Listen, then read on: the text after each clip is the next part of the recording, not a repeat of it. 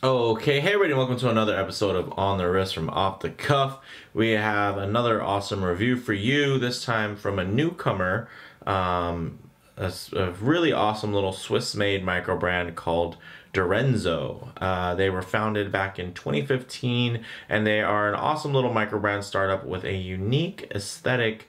It's really akin to mid-century race cars and aircraft. So you're going to see a lot of those kind of design cues in their models. This is their second model, which is known as the DRZ2.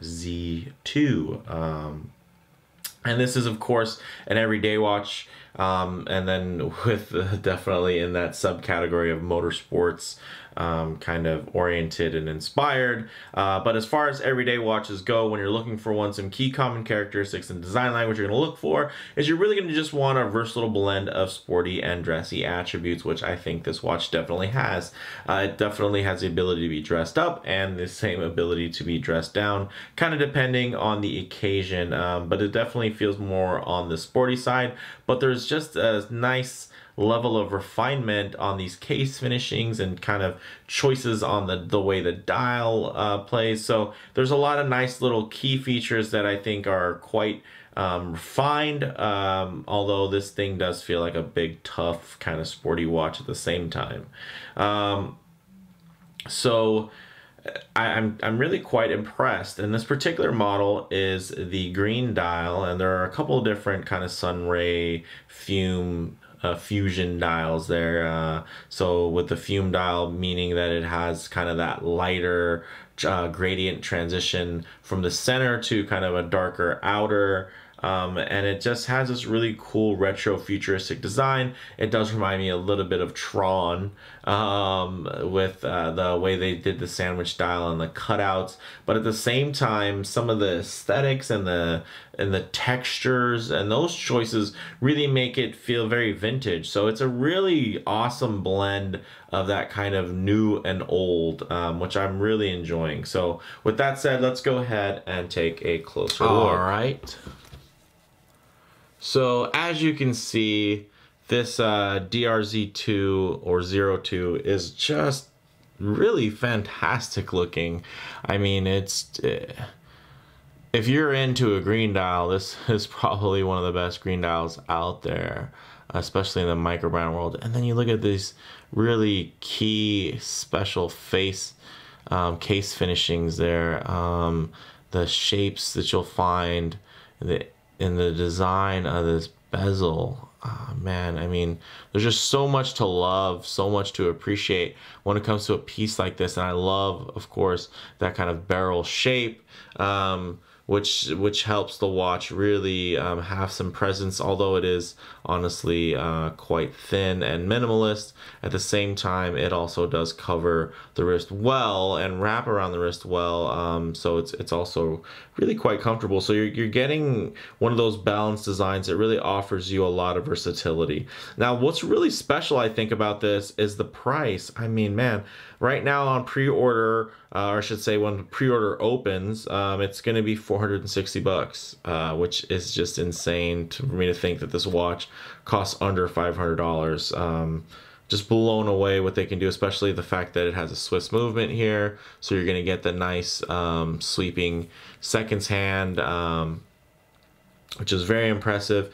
And then once they go up to full retail at $699, which is just under 700 bucks, I think that is probably more realistically where this watch should be priced. I think it could be definitely priced higher because it is Swiss made, but I think at about 700 bucks, that's definitely a great deal. I could easily see this watch positioned, you know, in the 850, 950, you know, maybe a special edition in the 1200 range. And that's how good this watch is. And this is the crazy thing, is this thing is just a prototype, so the finished models are going to be even nicer, which just blows my mind that this brand can really offer those types of price points. So it's very impressive. Now, the watch itself is a 41 millimeter diameter. It does have a 48 millimeter lug to lug, so although it is a little bit wider than you might think for a watch that kind of has you know, it's kind of an all dial design, because of the shorter lugs, although it is a little bit wider, the shorter lugs are going to help it really fit a little bit more compact onto the wrist while still covering it really well. And look at the finishing, just the light playing with the finishing there at the top of the lugs. Super uniform transitions, very nicely done. Now, it is 11 millimeters thick, which is really quite impressive.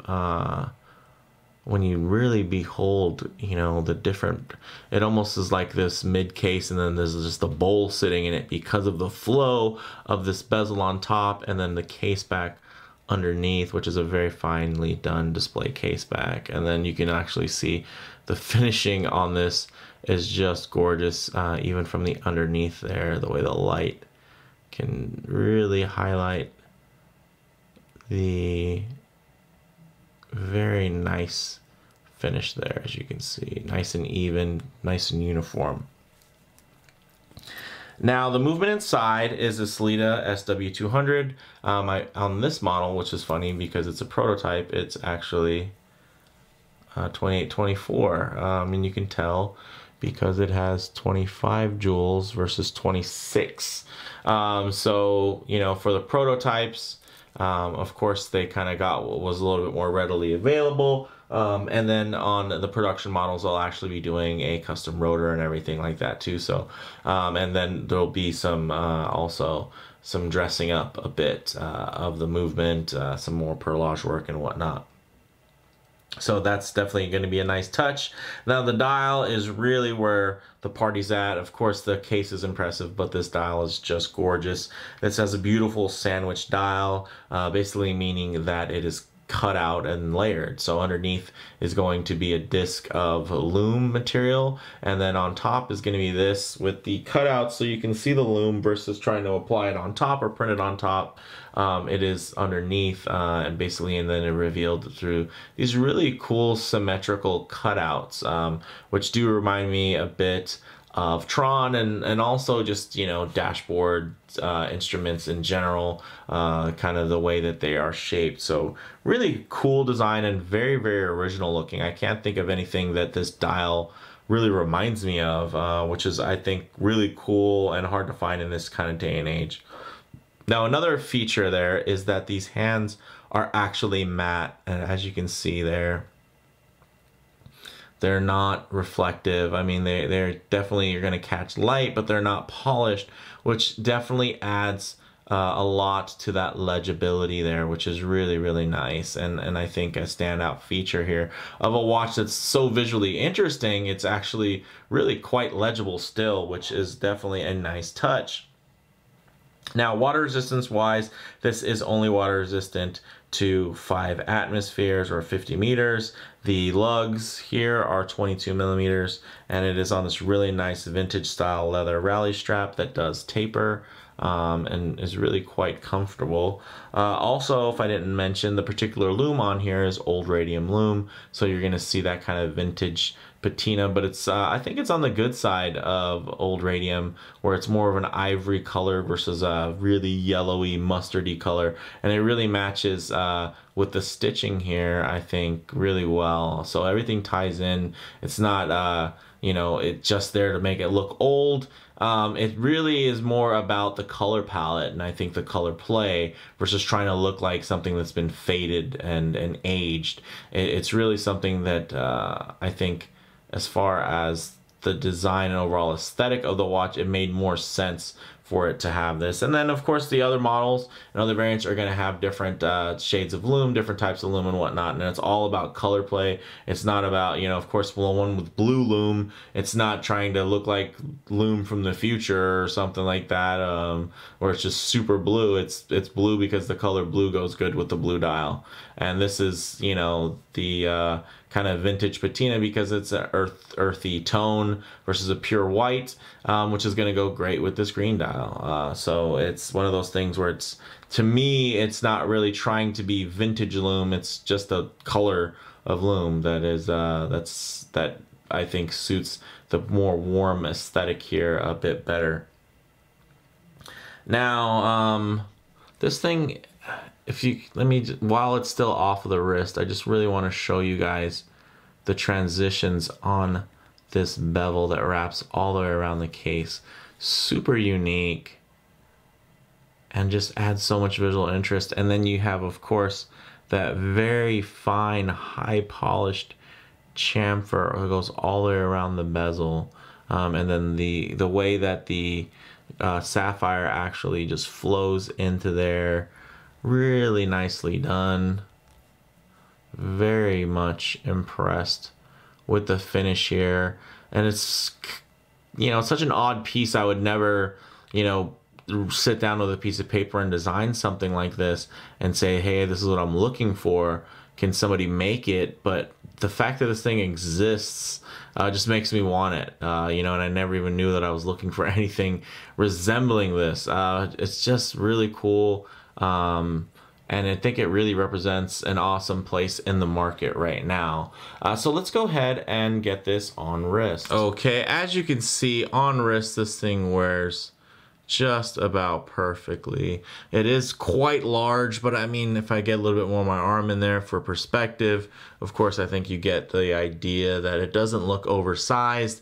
It just looks like a modern watch. And I've definitely seen watches that have been quite a lot bigger with a lot less to offer. So at least this thing's bold, but it gives you something to look at. It's not just large for the sake of being large. It's large, but it's to grab your attention. And then the cool thing is, although the size might grab your attention, it's going to be the fine details. It's the little things that really, once you kind of get drawn in to see, hey, there's something kind of cool on the wrist over there across the room.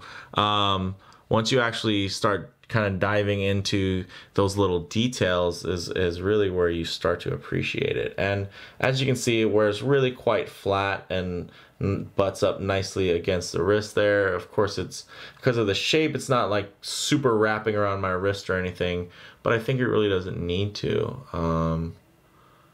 So really quite impressive. I know it looks very large here, but if you get a look there, I think, you know, for this type of watch, it definitely has the right fitment to it, and really almost reminds me of like a really cool looking belt buckle or something like that, or I don't know, almost like something out of a cartoon, and I mean this in a good way. It's just as far as how graphically dynamic it is. You know, I could just see this in you know, maybe one of the shows that my kids watch or something. Somebody taps on it and then unlocks something really cool. Just because it just, I don't know, there's just a playfulness in design here that's fun. It's just the ultimate little wild card watch. You know, maybe you don't buy something because you're looking for something in this genre, but you know, when you kind of have something that you want to throw on that's a bit more of a conversation piece versus just purely a timepiece, this could definitely fulfill that role. And then of course, since it is from a micro brand, there's a big story behind that. You know, it's not like somebody's gonna have found or seen these before. And something also I forgot to mention is, look at that bowl designed dial there. So it has this really cool concave design where it just sucks in to the case there and lays in this really cool way that wraps, versus having like a secondary piece that would be like a chapter ring. The dial actually just wraps upwards and kind of has like an integrated ring, which also, because of the way the light plays, now it's going to add even more kind of, as you can see the way the light hits it, it's even more visual play and visual interest on a very interesting timepiece as is. So let's go ahead and get some Lume shots. All right, let's go ahead and hit the lights.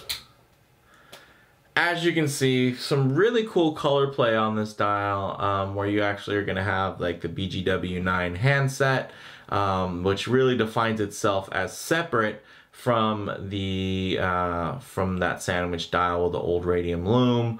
And one of the things I really can appreciate about this is that there was thought going into the Lume and how this thing is going to look in the dark. Normally, it's kind of like, well, we're just going to Lume what's already there, and the design is meant to look good in the daylight. But here you can see that a good bit of the design, as far as the way the hands and the dial interact, was actually specifically engineered for the dark. You can see that where the seconds hand, the little lollipop on there, is writing, it's just very strategically placed where it's going to be just after that the hour hand, but just before the actual track there. It's fading a bit. This is a pre-production model, so of course the production ones will be you know, more powerful and potent Lume, but for the intensive purposes of reviewing, I want you guys to kind of get a good idea of, you know, the design and how this looks in the dark and kind of how everything plays together. And one of the things I really like is that minute hand. It perfectly straddles that track there, so where half of it, and it pushes out basically and aligns perfectly with those indexes. So you can see that it's just really well balanced, and I really do like that, and I'm very impressed with the extra care that was taken in the design there. So it's definitely nice to see something like that from a relatively new brand. Now, what I'd like to do is get some low light transition here so you can kind of get a nice idea of what this watch is going to look like when not in direct sunlight, because that is what my studio lights do a very good job of simulating. But when it comes to your day-to-day, when you're going to be having this timepiece, you're not always going to be out in the middle of a park on a sunny day.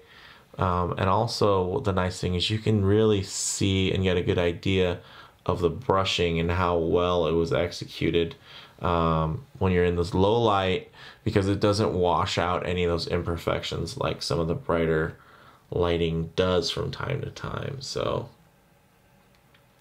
really nice here. You can see that green, really just the way it transitions from dark to light.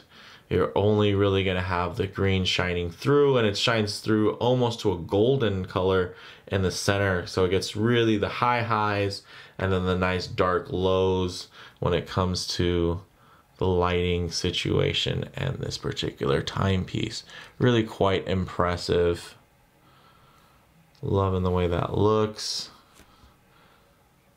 Okay, let's go ahead and hit the lights back on. And then while the color corrects here, we can kind of go over some of my closing thoughts. Now on the wrist, it wears nice and flat. It really just oozes personality. This is definitely not a watch for the faint of heart. I do think it is really quite versatile, and it does have some really cool model variants. They have a matte black dial, then you have the blue sunray or a light gray sunray. And then of course the sunray dials do have also the fume kind of texturing to it,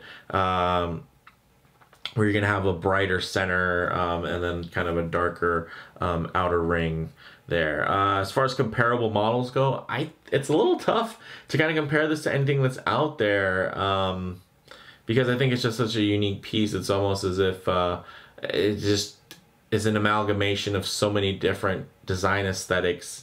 It's maybe if Panerai was to do a motorsports watch, and then you mix that with somebody who's a huge fan of Tron, and then you get this. And I think those are all three separately very cool things that you maybe wouldn't expect to go well together, but I think the juxtaposition here really shows you that opposites can kind of meld in a really cool and effective way. And as you see the second hand glide right past the hour hand, you can just, you can notice so many little features and just so many little thoughtful design elements that are here. So I think that's one of those really nice things where there's design with intent. They definitely didn't design this watch to fill a space in the market. They designed it to be the coolest watch that it could be, and it happens to fill, I think, a very special space, and kind of that of overly, the kind of overbuilt, somehow still versatile, very unique watch. I mean, for considering how unique this is, somehow it's still extremely versatile. I mean, if you wear earth tones in your wardrobe, you know, daily, this is something you could easily wear every single day, even though it's a, you know, it just has that really special look and design aesthetic to it. So I'd say really the bottom line here is it's an awesome wild card watch that is versatile enough to be in the regular rotation. You know, so it's special enough to kind of be that weird fun watch, but it's also versatile enough to be something that's worn on a daily basis. So with that said, let me know what you guys think in the comments below. If you like the video, please do hit like, and if you haven't already, please subscribe for more content just like this. Thanks, guys.